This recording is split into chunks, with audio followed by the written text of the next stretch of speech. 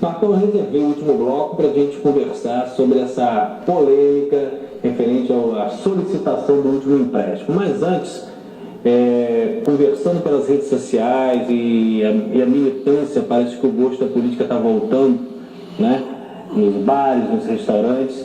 Os vereadores que hoje, com todo respeito a eles, né, que não vai uma crítica pessoal, mas estrutural, esses vereadores que perderam vários cargos dentro da prefeitura por estarem optando agora por uma independência, vão ter que mudar a prática de discurso? Como é que as candidaturas, que poderiam até se parecer um pouco mais tranquilas, sofrem um abalo, sofrem uma perda estrutural grande? Eu acho que não vão sofrer não, sabe, Cláudio? Eu acho que eu tenho visto nas mídias sociais que a população ela tem recebido com muito bons olhos, né, essa mudança de percurso feita pelos vereadores independentes. Eles têm sido muito coerentes, né, pois a mudança ela se deu justamente no momento aonde eles não receberam por parte do governo uma justificativa plausível para o investimento dos 300 milhões de reais que foram pegos em dívida. Isso não é por causa do próprio desgaste social de estar acoplado ao governo, não? Olha, pode ser que isso também tenha influenciado. Eles, como todo vereador, acredito eu, eles também nos distritos e têm recebido, né, o retorno da população, o feedback da população. Olha, a saúde não funciona, a educação não acontece, eu fico horas aqui no ponto esperando a condução. Então, vendo isso, pode ser que isso tenha sido um motivador também da mudança de rumo dos mandatos desses edis.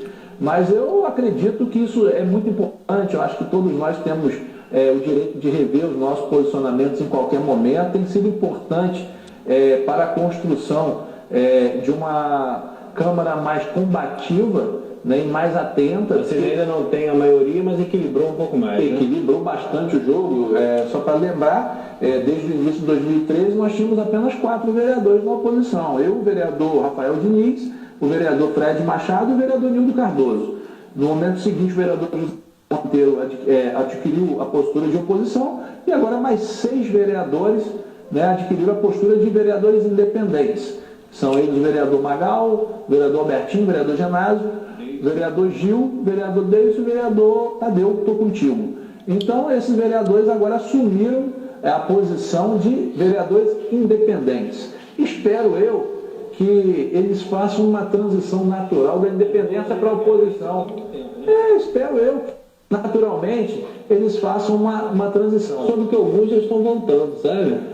Olha, eu ainda não vou dar os nomes certinho, mas tem 2 já que as fases já foram feitas, pelo menos. Eu não tenho notícias a respeito disso, mas espero eu que eles mantenham a coerência em cima dos discursos que foram colocados nos últimos meses, né, em cima do discurso que foi colocado, que é um absurdo vender-se os royalties do um absurdo vender o futuro do município. Eles se posicionaram muito firmes em relação a isso e acredito.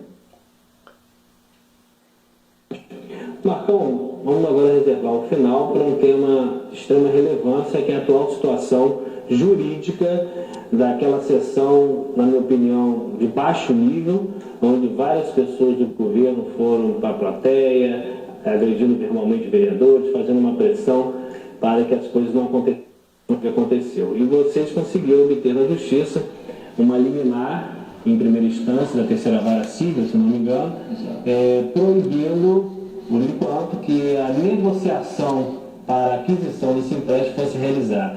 Qual foi o objetivo principal que fez com que a juíza concedesse essa liminar? Olha, Cláudio, o principal objetivo,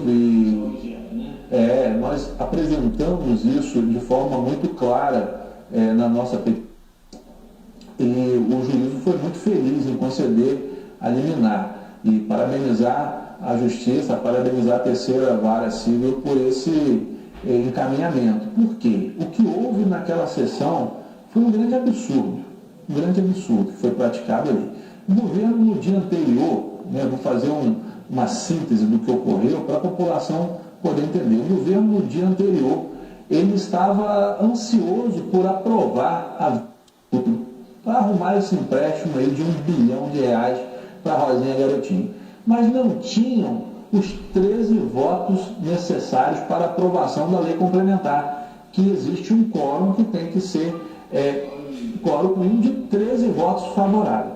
E não tinha os 13 votos. Então, o que eles fizeram? Retiraram esse projeto da pauta no dia anterior, não votou, porque se votasse ia perder, retiraram da pauta para poder fazer algum tipo de acerto, de manobra, para votar no dia seguinte. E nós ficamos atentos a isso. Estamos no dia da Câmara com uma situação inusitada. O secretário, até então secretário de Administração, Fábio Ribeiro, presente no meio de nós vereadores. Fábio Ribeiro, que naquele mesmo dia da votação, ele havia dado uma entrevista como secretário de Administração, inclusive pedindo aos vereadores que votassem favorável ao governo nesse projeto de vender o futuro. E lá ele estava. E até então, nós ficamos espantados mais ainda com a presença do Fábio e do vereador Quelinho, já que o vereador Quelinho, ele é suplente do vereador Fábio. Então, como poderia o titular e o suplente estarem presentes lado a lado, votando numa sessão a favor de um projeto que iria prejudicar a população de Campos? Então, nós questionamos isso junto ao juízo. Nós, através da nossa petição, nós levamos essa informação ao juízo, que não poderia titular e suplente estarem presentes e votando nesta sessão, que a sessão estava, ao nosso ver, cheia de vícios. Outros vícios nós alegamos também, como, por exemplo, a questão de um requerimento que foi a pauta para votar o cancelamento de uma licença que havia sido concedida ao doutor Paulo Irano para tratamento de saúde. Nesta sessão, eles votaram com um requerimento pedindo que esta licença fosse desconsiderada e que se votasse uma outra licença, não para tratar de saúde, mas para tratar de interesses particulares. Aí, uma segunda manobra.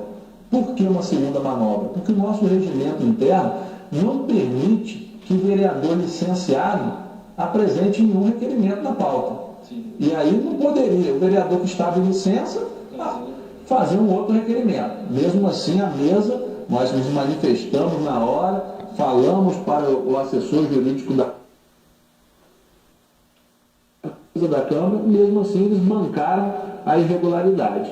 Então, votaram isso. Mas votaram isso por quê? Porque para o vereador Quelinho estar presente no plenário, havia necessidade de se modificar a licença do vereador Paulo Irano, que aí ele ganharia com o Fábio Ribeiro e ganharia com a entrada do Quelinho. Exatamente. Para o vereador Quelinho voltar a ser vereador, sair da qualidade de suplente para voltar a ser vereador, era necessário que outro vereador saísse. Já que o vereador Fábio Ribeiro havia retornado, era necessário que outro vereador saísse. E quem foi esse outro vereador que eles escolheram para sair? O Paulo Irano. Mas não podia tirar o Paulo Irano, porque a licença dele estava no período de validade, em vigor. E ele não poderia apresentar uma outra licença, até porque, o que existe ao nosso conhecimento, o vereador ele está em tratamento de saúde, inclusive fora do país. Exatamente. Então não poderia apresentar um requerimento para poder fazer essa manobra. Então, baseado inicialmente nesses dois momentos, na votação de um suplente, que não estava na qualidade de vereador, e na votação de um requerimento viciado, que esse requerimento não poderia ter sido votado, nós apresentamos os argumentos, o juiz entendeu que a sessão deveria ser anulada, anulou a sessão, mas mesmo que essa nova lei venha a ser votada, nós vamos trabalhar explicando, porque eu tenho a esperança que os vereadores da base do governo mudem de opinião, porque 9 em cada 10 campistas é contrário à venda do futuro do município. Então, os vereadores eles têm que escolher o lado. De que lado vocês estão? Vocês estão do lado do governo ou estão do lado do povo? Que a população rejeita isso. A população não quer um município endividado. A população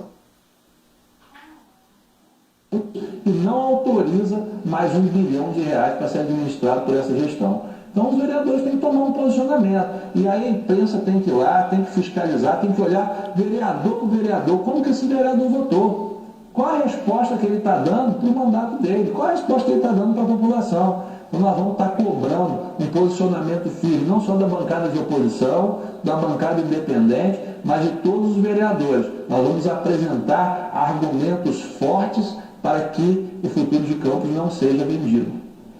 Marcão, você tem se destacado aí pelo seu trabalho, um trabalho bem técnico, né, que é o que eu falei no começo, optando por nada pessoal nem agressivo, mas na parte bem técnica. Nós temos ainda 2 minutos, e antes de você fizer as suas considerações finais, eu queria só que você respondesse uma pergunta. O Marcão está conseguindo se manter dentro da sigla hoje um pouco desgastada do PT, sem que consiga ser contaminado com esses questionamentos? Com muita tranquilidade, Cláudio, não há contaminação alguma. A gente é um propósito firme de representar a população de Campos na Câmara de Vereadores, tendo dito a todo instante todas as irregularidades que tenham sido cometidas, não só pelo PT, mas por qualquer partido político, tem que ser apuradas. É um sistema, né? Exatamente, já estão sendo apuradas pela Polícia Federal, já estão sendo postos na prisão aqueles que cometeram os ilícitos penais, mas não podemos aqui no município, tem uma turma aqui que gosta de falar sempre do escândalo da casa do lado, mas esquece da sujeira aqui do município. Nós temos que trazer para a população de Campos a verdade e não jogar sujeira para debaixo do tapete. Eu vejo lá vereador falar a todo momento dos escândalos em nível do governo federal, mas quando eu puxo os 110 milhões de reais de rombo, que é a corrupção do atual governo aqui no município, ninguém prefere tapar o nariz. Sai da corrupção aqui em Campos. Ele prefere sentir o cheiro mais distante, mas a podridão que está perto não quer. Eu não penso assim não. Eu acho que a gente tem que apurar, seja na esfera federal, na estadual e principalmente para o que eu fui legitimado. É mais próximo à população do município. Eu fui legitimado para estar aqui. Se tem algum vereador que queira investigar, se candidata a deputado federal nas próximas eleições. Ele vai trabalhar lá no Congresso Nacional e vai fiscalizar lá. Eu fui eleito para fiscalizar o governo Rosinha Garotinho e vou fazer firme até o último dia do meu mandato. Marcão, eu queria agradecer muito a sua presença e o Grupo de Comunicação está à disposição para você. E lembrando, todas as pessoas que foram citadas aqui têm o contraditório garantido. Infelizmente, a maioria não usa dele, mas o Grupo de Comunicação não seria leviano e não abrir espaço para o contraditório. É só entrar em contato com a empresa, nós teremos o maior prazer e também ouvir a opinião do Poder Público Municipal sobre tudo que foi discutido aqui. Obrigado, Marcão. Eu que agradeço mais uma vez, um abraço a todos. Estamos terminando mais um programa Polêmica e até semana que vem com mais um entrevistado.